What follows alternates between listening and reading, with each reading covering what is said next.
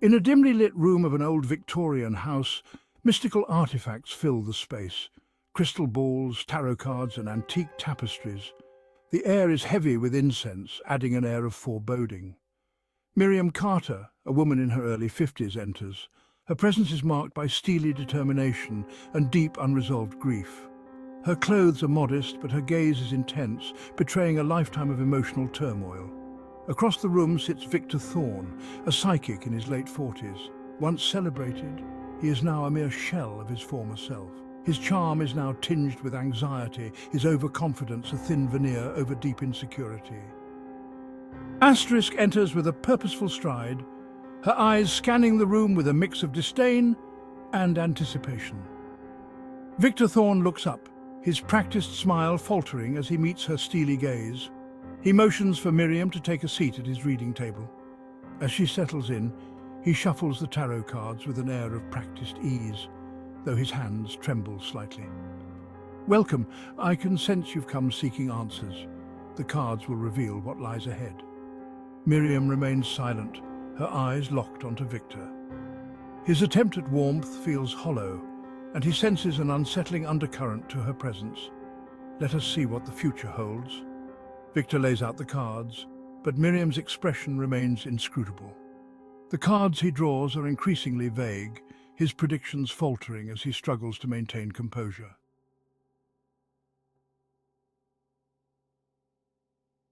Victor's predictions become erratic, his confidence slipping.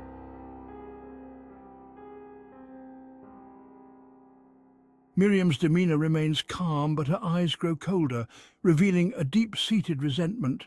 The cards, they show a time of great change.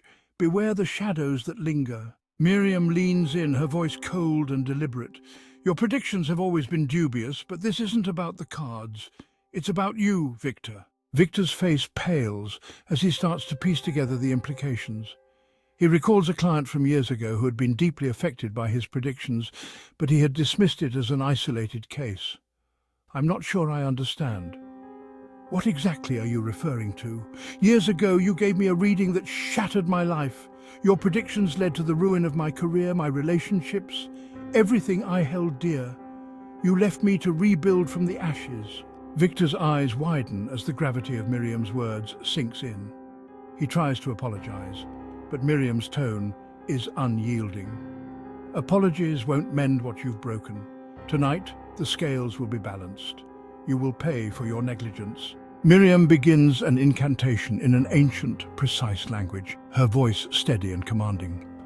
Victor's anxiety mounts as he feels an oppressive force building in the room.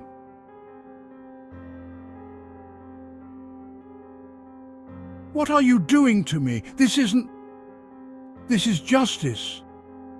For the lives you've ruined and the pain you've caused, you will experience the suffering you inflicted. Please, I beg you. The universe demands balance. You are merely reaping what you've sown." As Victor's body continues to convulse, Miriam remains calm and resolute. Her face reflects satisfaction as Victor's agony deepens. His limbs fold and twist grotesquely, his entire form becoming a living testament to the pain he caused.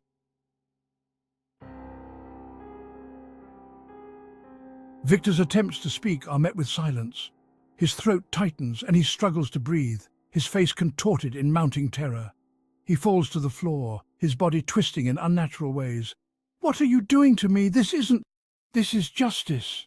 For the lives you've ruined and the pain you've caused, you will experience the suffering you inflicted." As Victor's body continues to convulse, Miriam remains calm and resolute. Her face reflects satisfaction as Victor's agony deepens. His limbs fold and twist grotesquely, his entire form becoming a living testament to the pain he caused. "Please, I beg you. The universe demands balance. You're merely reaping what you've sown." With each passing moment, Victor's form becomes more distorted. His pleas for mercy fall on deaf ears. Miriam watches with a cold, detached satisfaction, knowing that her mission is almost complete.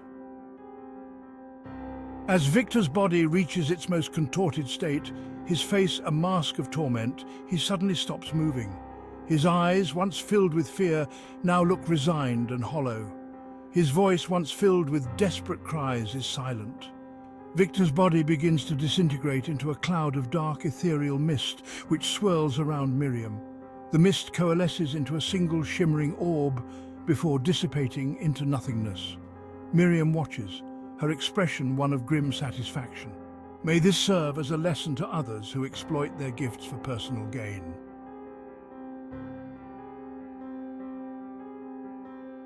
Miriam rises from her seat, her demeanor composed and serene. She glances once more at the now empty space where Victor had been. The room's oppressive atmosphere lifts, leaving behind an unsettling silence. Miriam walks out of the room, her steps echoing in the quiet corridor. The camera lingers on the now empty room, Victor's fate sealed as a chilling reminder of the consequences of deceit. The final shot reveals a faint glimmer in the air, suggesting that Victor's essence has been absorbed into something greater, a dark force or a lingering curse.